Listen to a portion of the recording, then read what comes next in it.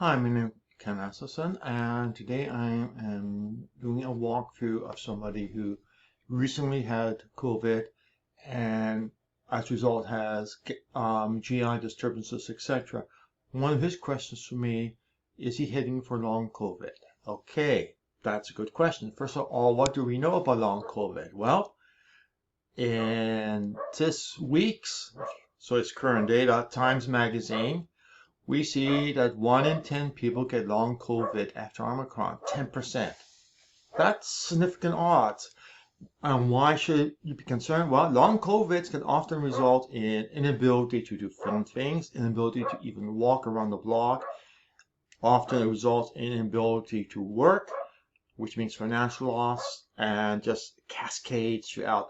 Anybody who has had chronic fatigue syndrome can tell you about how devastating it is to quality of life and devastating to even to friendship because you can't do things with anybody.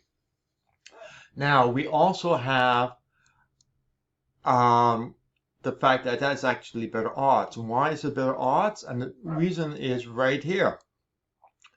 Here's the bad news for people who got COVID earlier. We had 46% of the people meeting the criteria of getting long COVID with the original infection. That is a walloping big number. Each subsequent one has become milder and milder, 35%, 14% with the earlier study of Omicron, now down to 10%. So the ability for the COVID virus, newer strains to cause long COVID keeps going down, which means it's getting closer to being we can somewhat ignore it. But at 10%, you really don't want to take a 10% chance of becoming disabled and not being able to do anything, etc. So you should still, my humble opinion, take precautions about it, wear a mask out in public, and all of the good COVID things. 10% is not particularly good odds because the cost versus the benefit of walking around, I'm not going to be dictated to. I'm not going to wear a mask. That's nice for the ego, but 1 in 10 is going to end up perhaps becoming unemployed and not having friends to boast to because they can't do anything with the friends. Things like histamine sensitivity, worse allergies, multiple chemical sensitivity, alcohol intolerance. Just think about that. Imagine being proud to boast that you didn't need to take precautions, getting long COVID, and not being able to raise a glass of beer or wine to celebrate your arrogance. Okay, so let's go over and take a look at the person's samples is here. So I went in and doing the first overview. The first thing I noticed is in the breakdown. I use percentages in percentiles as a very reliable way to detect what is going on. Generally, an ideal microbiome, the percentage, the numbers here in each one of these 10 percentiles should be the same number. If they are not, indicate some sort of systemic shift, in which case we have a systemic shift. And a systemic shift is we have far less at 0 to 9 percentile and everything else is normal. This is contrary to all the examples of long COVID or even chronic fatigue syndrome I've seen. So based on that, he doesn't have the appearance of going to work on COVID. Yes, he's dealing with GI issues and other things, but none of them are looking like they're going in the direction of long COVID. There are things he should address, get rid of as soon as possible, but he probably doesn't have as long a path back to a normal health as somebody who has slipped into long COVID. Next aspect we go over okay, we have down here the highest ones, and those usually come in as being important when this number is sky high. At this rate, I'm not particularly concerned. We can go and investigate it. Health analysis is the other thing, and first of all, the patterns of the microbiome he has doesn't match with any of the patterns reported in terms of U.S. National Library of Medicine. 92 different things, no sign of it. It's actually pretty rare for somebody to come up with just being blank, which means, again, he is probably in a pretty good ground. He has a valid concern, but he seems to be, dare I say it, in a lucky space. Down below, we see bacteria which are not deemed healthy in percentile. So we have a few of them in here. Number is not unreasonable. Many of them are not particularly one. We have one at 94 percentile, another one at 92 percentile. Everything else is down in the 60s, which means unlikely to do it. It's when a percentile gets over 90, 95% that there is a significant risk. Here, he has the typical number seen in other people who have the same bacteria. Next, we go over to a good friend down in Tasmania, which is Jason Harlach, and we see how he's doing. We are not ideal, 95 percentile, but we can go and see which ones are there. Bifidobacterium is a concern. Lactobacillus is absolutely fine. So it's not probiotics as a whole. It's probably Bifidobacterium, which is a critical factor. Blottia is generally can be helped with sodium butyrate and other things like that. Roseburia, again, is low. That's, again, we can go out and do things individually, but the catch is checking on each one of which we can do, like Roseburia here. We can go down and we can find out all the things there, and we have 1,200 items there. And for each one of those, you get another list of 1,200. So now you're having to sort out which ones are good for every bacteria, etc., which is time consuming, and which is why the artificial intelligence engines on the site does it all for you automatically. Okay, so we can go in and go back and actually take a look at his microbiome tree. And actually, I'm going to go to count off there. And what it does, it simply highlights things which are one way or another deemed to be slightly abnormal. Some cases, things are flagged, but are in middle percentile, and that's the nature of it. So we can see things which are high and low, or actually, let's go back to box plot whiskers. We can do the same thing. I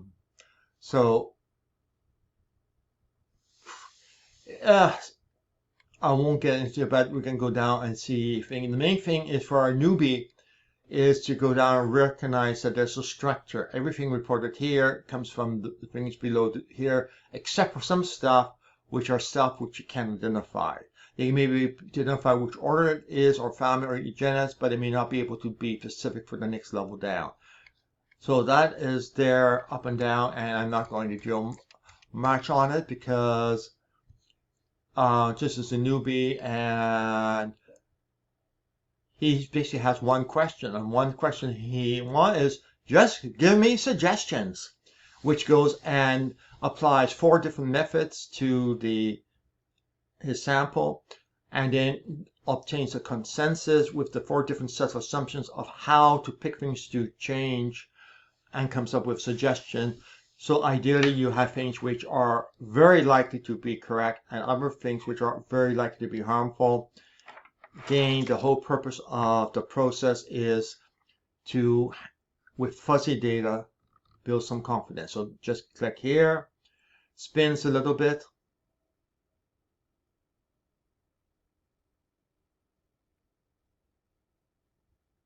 Remember, doing 4 full set calculation. And then we get to the cookbook suggestion, which often for many people is all they really want to. It just goes down and lists a bunch of things which are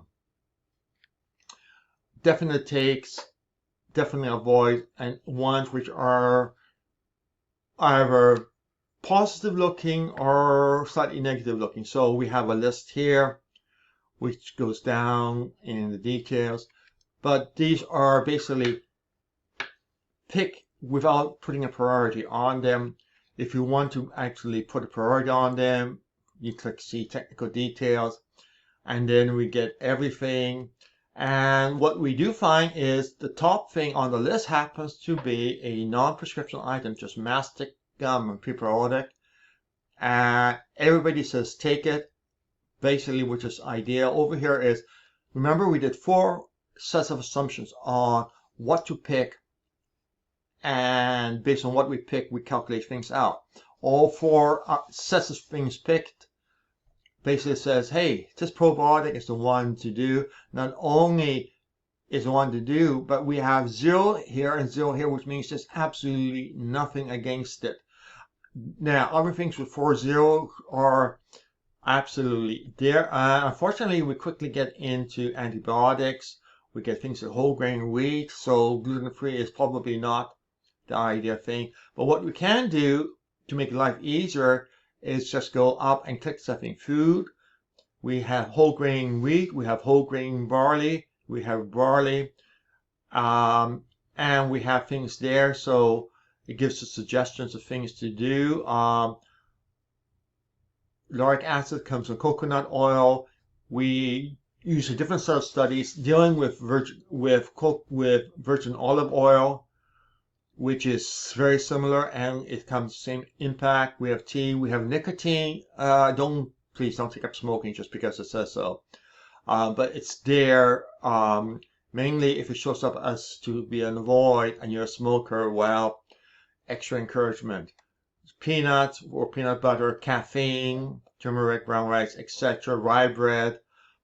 So basically it is lots of whole grain, and my particularly, because the double appearance of barley, is start the day with barley porridge.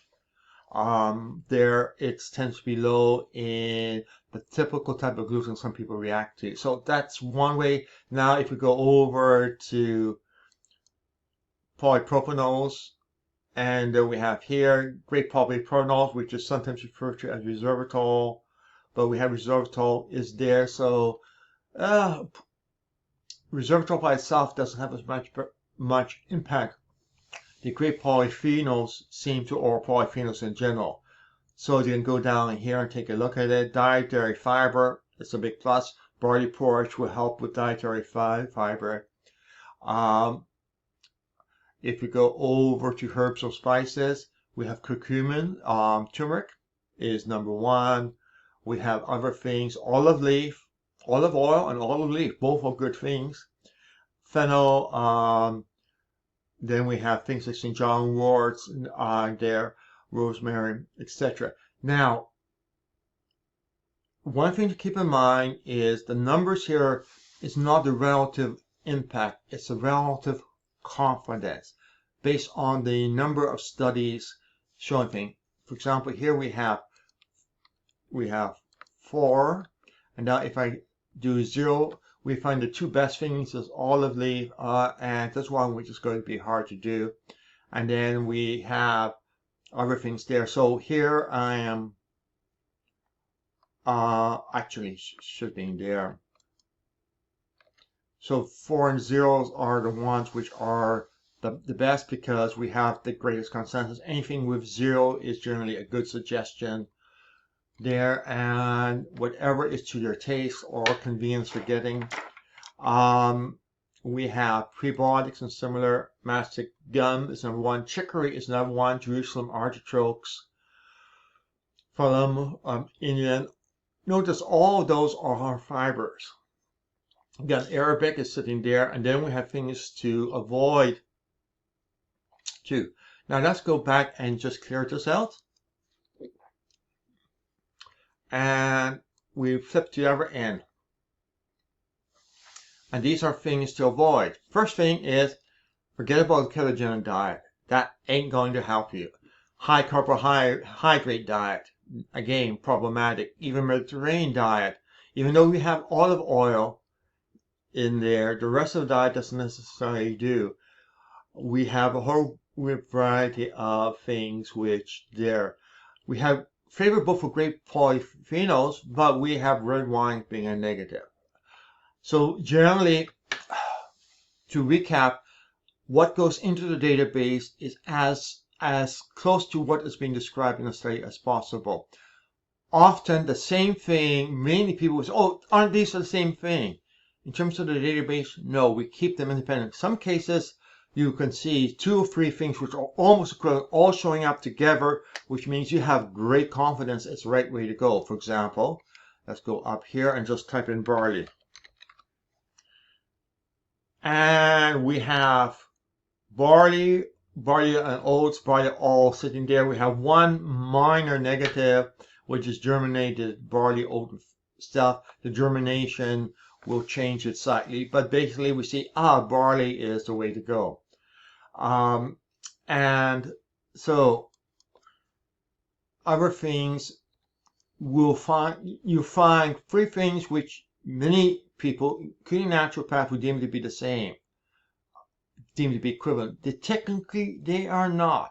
For example, easy sample, which is turmeric. If you can spell it. Turmeric is there. And we have curcumin, which is there. Curcumin is in turmeric, but in this case, curcumin, which is available as a supplement, is higher confidence than turmeric, although why don't you take one or the other there. So that's basically it. Now, if you go over to probiotics, we see things probiotics to be avoided. Notice we have lactobacillus being frequently to be avoided, but let's flip it over to positive. First one is Lactobacillus cereus, which, if you're not living in Italy, is going to be real hard to get. It's a specific to the Italian market one, sweet thing, in which it was available more spots, but nobody has decided to import it in the rest of the world. One Lactobacillus brevis. Then we have some bifidobacterium general, which is there, and then I would go down and see which bifidobacterium are there, and we get a variety. So we get a variety of bifidobacterium there. If you want to see what all of them are, we now get a list here. So we have half and half. Half of them are sort of to be avoided. Half of them are to be taken, which means just grabbing a bifidobacterium mixture off the shelf is probably not the ideal situation. What you want to do is ideally single blend whenever possible. Some of these are mixtures which comes in strongly, but basically the one which I would go for is cystic bifidobacterium here. And to get it, I would actually, for myself, I would go over and check out custom probiotics. They're bacteria, Bifidobacterium, which I think is right here. And voila, we have it.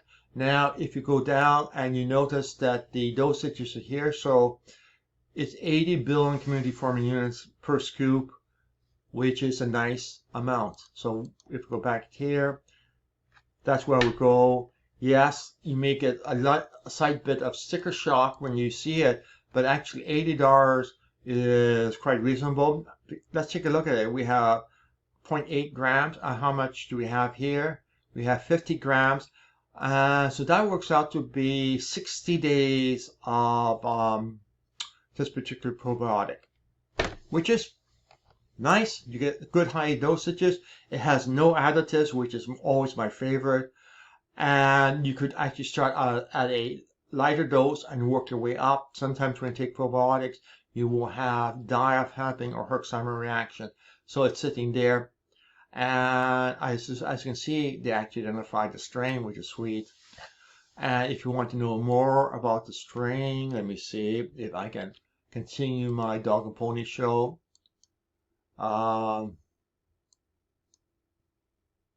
Here, and I'm going to type in. And there we have information about this particular strain, where this strain was used in studies. For example, he does have GI inflammation. Guess what? It's been shown to improve the GI inflammation. Mind you, this is for people with rheumatoid arthritis, but we can generally assume it infers to other condition.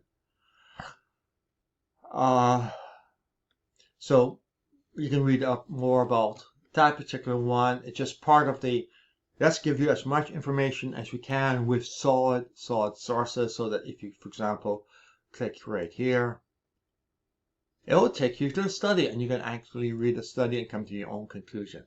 So that is largely it. Let's go back to my,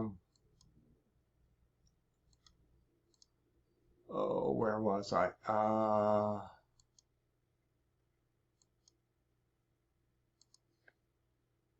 To the post that goes with it. And so go and mention it. We identify things, and Jason Harlett going forward. It's short list from there. And basically, the user suggestion there. The addendum is to go on probably 6 weeks of doing the substance retest and see if you've got a set of adjustment. Trying to steer the microbiome is not like using a speedboat going directly from point A to point B. It is having to set a course and realize the winds are going to shove you one way or the other. So you end up with a whole bunch of course corrections. So you basically 6 weeks sailing, get new data, and do a course correction as appropriate. So that's basically it.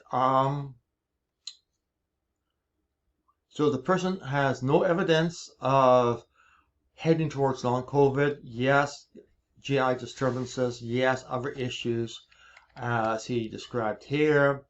Nothing big.